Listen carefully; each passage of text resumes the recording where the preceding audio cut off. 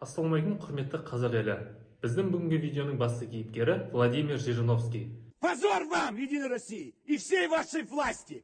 Жириновский Ресейдің бетке ұстар тұлғасы болды. Ол трибунада өз ойларын ашық білдіріп, ешкімнен қорықпайтын. Оның болжамдары дәл шығуымен құнды болды.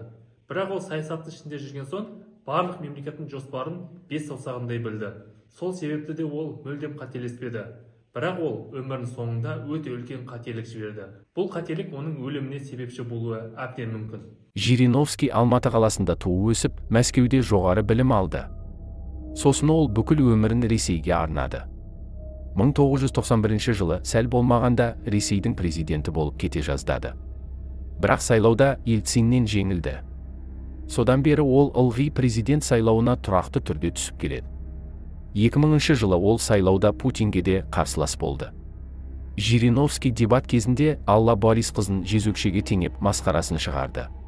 Ложитесь под любого руководителя за день. Все будете лежать, я буду вас плевать и вытирать ноги. Позор вам! Позор, позор! Всем! Яғни ол әртістерді билікке қызмет ететін жезөкшелерге теңеді. Қарсыласы Ксения Собчакты жылатып тастады. Владимир Вольфович, если мозгов нету, видишь, что вот видишь, черная грязь, отвратительная баба. А как материться нельзя. А как иначе? Нельзя. А как Человек меня все время оскорбляет, понимаете? Осылайша Жириновский өз ойын ашық айтуымен халықтың да, биліктің де ықыласына ие болды. Ресей билігі оның партиясын тіркеп, өз мүдделеріне пайдалана бастады. Яғни Ресей билігі Жириновский арқылы өздерінің ойларын білдіріп жүрді. Мысалы, Жириновский Қазақстанға талай рет сөзбен тиісті. Ол қазақтарға кең байтақ жерді Ленин сыйлағанын, шындығында Қазақстан қолдан жасалған жасанды мемлекет деп айтты. Жириновский тек Қазақстанға емес, басқа да көрші жатқан мемлекеттерге ылғи тиісіп, оларды болашақта не күтіп тұрғанын айтып жүрді.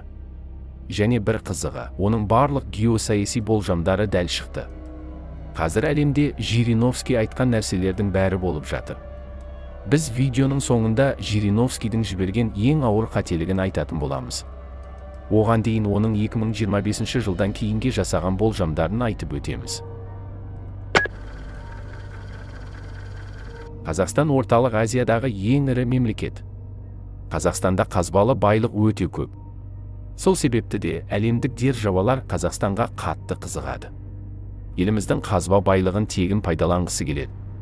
Осыған байланысты Қазақстанның қауіпсіздігі өте өзекті болып отыр. Тек Қазақстан емес, Өзбекстан, Түркменстан, Тәжікстан, Өзбекстан мемлекеттері бірігіп, орталық Азияны құрайды. Ал орталық Азияға жау өте көп. Алысқа бармай орталық Азиямен көрші жатқан Ауғанстанды алайық. Ауғанстанды бірер жыл бұрын тәліптер басып алды. Енді тәліптер Ауғанстанның барлық байлығын өздері пайдаланып отыр. Кезінде Ауғанстан болашағынан үміт күттірген әсем мемлекет еді. Қыз келіншектері білім алып, көшеде сәнді киініп жүре беретін еді. Жастар ғылым біліммен айналысып, ойларын еркін білдіре алатын. Ал қазір Ауғанстанның қыз келіншектері көшеге оранып бүркенбей шыға алмайды. Халқы дінге қатты бет бұрып, радикалды исламдық мемлекетке айналды. Бір өкініштісі, мұнда радикалдар ойларына келген азғындық іс-әрекеттер жасап жатыр. Тәліптер жас қыздар бұлай тұрсын, жас өспірім ер балаларды зорлайтын дәстүр қалыптастырған. Міне осындай тәліптер орталық Азияға басып кіруі әбден мүмкін. Бұл туралы Жириновский қатаң ескертті. Оның айтуынша 2030 жылға қарай Ауғанстан жақта жағдай нашарлап, азаматтық соғыс болады. Ауғанстан мен Пәкістан бірігіп, Пуштунстан деген мемлекет құрады. Ауғанстанның басым бөлігін пуштундар құрайды. Пәкістан халқы да өздерін пуштундар деп санайды. Міне сол кезде босқындар қатты көбейіп олар Ресейге өтуге тырысады. Бірақ Ресей оларды өз шекараларынан өткізбейді. Нәтижесінде босқындардың бәрі орталық Азия елдерінде тұрады. Егер Ауғанстанда жағдай ушыға берсе, түрлі қылмыстық топтар, Даиш және басқалардың бәрі кедейлерді, жұмыссыздар мен аштарды шоғырландыру үшін орталық Азияға асығады. Ал жақын жерде бай Тәжікстан, Өзбекстан, Түркменстан бар. Олар ішке кіреді, қырғын болады, бірақ біз араласпауымыз керек.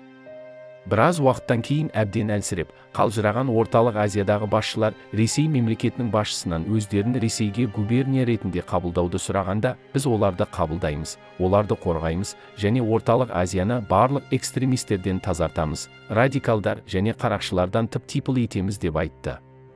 Жириновскийдің айтуынша орталық Азия елдері тәліптерге төтеп бере алмайды. Себебі тәліптерді белгісіз бір күштер қаржыландырады. Біреулер тәліптердің артында ақш мемлекеті тұр деп болжам жасайды. Себебі тәліптерде қару-жарақ өте мол. Ал қару-жарақ өте қымбат тұратыны белгілі. Сондықтан да тәліптермен соғысу өте тиімсіз. Орталық Азия елдері шекараларын мықтап бекіту керек. Бірақ Жириновский орталық Азияға тиімсіз ұсыныс айтты. Оның айтуынша орталық Азия елдері Ресейдің құрамына кіру керек екен. Ресей Федерациясының құрамында Душанбе, Бішкек, Ташкент, Ашхабад және Шымкент губернияларын құру болуы керек. Яғни бұлар ешқандай республика болмайды. Және президенттері де болмайды деп түйіндеді саясаткер. Әрине бұған орталық Азия ешқашан келіспейді. Қазақ халқы тәуелсіздік үшін отанын қорғауға әзір. Бірақ Жириновский орталық Азияға Түркия көмектеспейтінін, оған сенбеу керектігін айтты. Қазақстан мен Түркия тұран одағын құрмайды. Қазақ пен түрік тілі бір-біріне мүлде ұқсамайды. Түркия қазір әрең күнін көріп отыр. Ол жақта күнде инфляция болып жатыр. Сондықтан да тұран одағын құру ешкімге керек емес. Қазақстан Кеңес одағында өмір сүруден шаршады. Енді оларға тұранды таңып отыр. Орталық Азия үшін Анкараға барғаннан гөрі Мәскеуге бару жақын болады. Оның үстіне Анкарада олар жалпы алғанда ешкім емес. Орталық Азия халқы ол жақта адам ретінде қабылданбайды деп ашып айтты. Яғни Қазақстан бастаған орталық Азия елдері бодан болудан шаршады. Олар еркін болғысы келеді. Ал Түркия орталық Азияны онша бағаламайды деп мәлімдеді. Владимир Жириновский Түркменстанда бірнеше рет болған.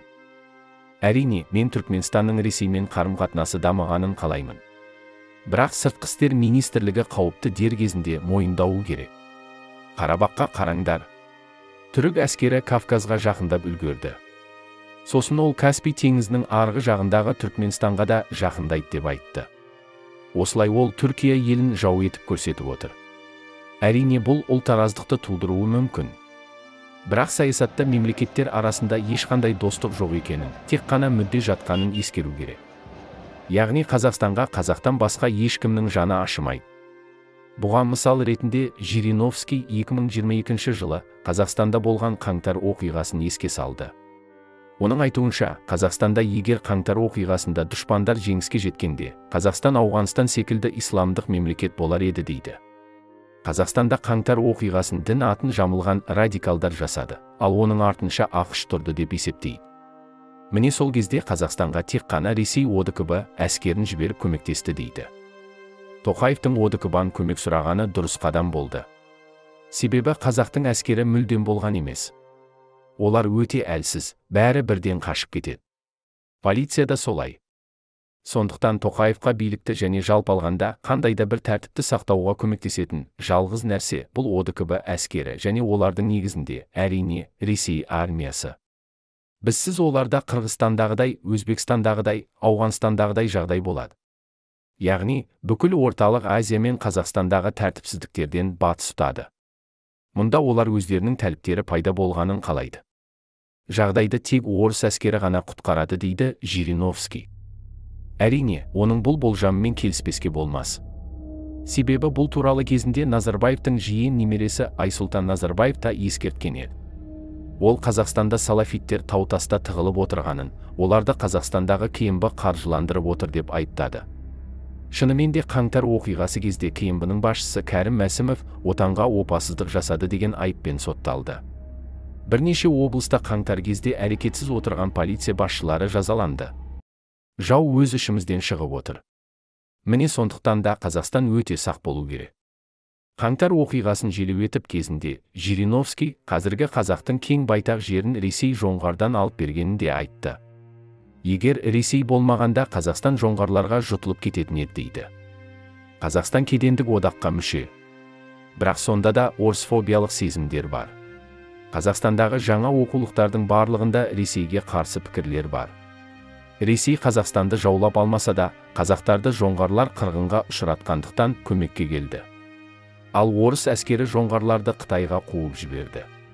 Ал қазіргі қазақтар бүгінгі Қазақстан аумағын орыс әскері өз хан сұлтандарының өтініші бойынша құтқарғанын, қазақ ұлыстары орыс патшасына жүгінгенін ұмытты. Орыс патшасы орталық Азияға жақындағысы келген жоқ. Бірақ қазақ сұлтандары жалынып жалбарынып, аяқ астынан жатып алды бізді, қазақтарды құтқарыңдар, әйтпесе жоңғарлар бәрін қырып салады. Міне Жириновский осылай деп кінәні қазақтардың өзіне аударды. Ол кезінде кейбір қазақ сұлтандарының Ресейдің құрамына қосылуға ниетті болғандарын айтады. Бірақ қазақтың соңғы ханы Кенесары өлгенше Ресей әскерімен соғысып өтті.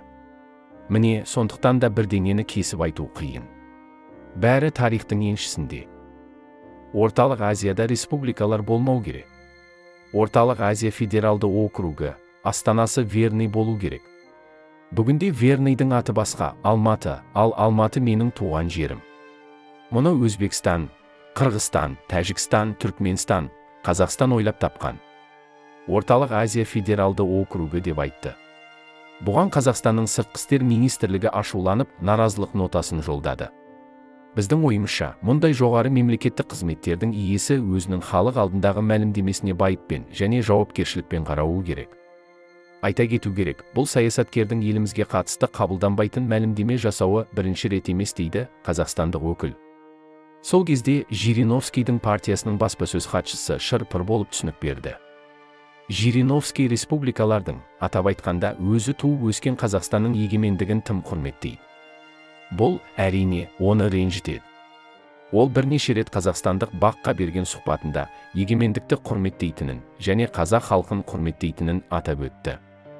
Сәйкесінше, қазақстандықтардың ұлттық сезімін ренжітетін, немесе ренжітетін мәлімдемелер болған емес және болмайды да деп айтты. Ол, Жириновскийдің сөзі контексттен жұлынып алынған, бұрмаланған деп пікір білдірді. Жириновский қатты ауырып өмірден өтті. Бірақ кейбір саясаткерлер оны белгісіз топтар әдейі өлтірді деп есептейді. Себебі Жириновский Ресейдің бауырлас көршісіне нақты қай күні шабуыл жасайтынын алдын ала айтып қойды. Яғни 2022 жылы 22 ақпанда таңғы 4-те деп айтты. Осылайша бауырлас ел Ресейдің қай күні соғыс ашатынын біліп, тас түйін дайын отырған дейді. Бұған ашуланған Ресей билігі Жириновский тағы да құпияларды жайып салама деп қорқып, оны әдейі улап өлтірді деген болжамдар да бар. Бұл туралы Украинаның ұлттық қауіпсіздік және қорғаныс кеңесі жанындағы жалған ақпаратпен күрес орталығы мәлімдеді. Жириновский Кремльдің құпия бөлмесіне кірді және Путиннің жоспарлары туралы білді. Ол сыр сақтай алмайтын еді. Ол соңғы 15 жылда Ресейдің барлық жоспарын ашық айтып жүрді. Кремль үшін Жириновский қауіпті болды, сондықтан оны жою туралы шешім қабылданды дейді ресми өкілдік. Жириновский соңғы кездері Қазақстанға көп тиіскен еді. Ал Ресей үшін Қазақстанмен жауласу өте тиімсіз. Қазір Ресей мен Қазақстан саяси аренада дос болып отыр. Қазақта 10 пәленің 9-ы тілден дейді. Сондықтан да әрбір саясаткер өзгелерді құрметтеп, бейбітшілік үшін жұмыс істесе, әлемде соғыс болмас еді. Бірақ өкінішке қарай жер бетінде адамдар әлі күнге дейін бір-бірімен айқасып, жазықсыз жандар жапа шегіп жатыр. Әлемде тезірек соғыс бітсін деп тілейміз.